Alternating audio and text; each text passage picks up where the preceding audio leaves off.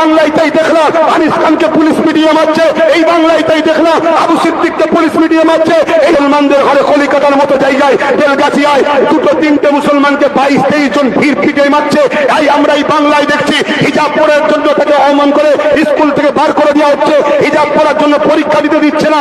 এই বাংলায় দেখছি রাজ্য সরকার বিজেপি চাষ করেছে। এই বাংলায় কলিকাতার করে এমন করে অর্থ উলঙ্গ আহ্বান করে একটা লোক বোরখা পরা নারীকে বলছে বোরখা পরা যাবে না। এই বাংলায় তাই দেখলাম বাংলায় বিজেপি চাষ করেছে। আমরা দেখলাম এই বাংলাতে তামান্নার মতো শিশু বোনকে বঙ্গর মেরে দেওয়া হচ্ছে। এই বাংলায় বিজেপি বাড়ছে। তাই আমরা দেখতে পাচ্ছি বাংলায় বিজেপির ভয় দেখে রাজ্য সরকার মুসলমানকে খুন করেই যাচ্ছে।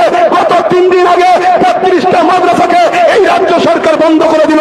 কেন? রাজ্য সরকার দেখিয়ে দিয়েছে বিজেপি বেড়ে গেছে, আমি ছাড়া মুসলমানদের উপায় নেই। কিন্তু রাজ্য সরকারকে জানিয়ে দিই, আমরা নমরুদের বিরুদ্ধে লড়াই করেছি, ফিরআউনের বিরুদ্ধে লড়াই করেছি, চিঙ্গিস খানের বিরুদ্ধে লড়াই করেছি, বুশের বিরুদ্ধে লড়াই করেছি।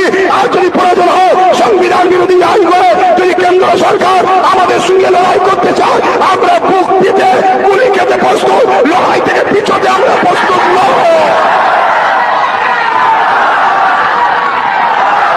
অতএব রাজ্য সরকারের এই ভয় আমরা খাই না। তোমার কিছু চটি চাটাকে তুমি বুঝাতে পারো, আমাদেরকে বুঝাতে পারবে না। অতএব তুমি যদি সত্যি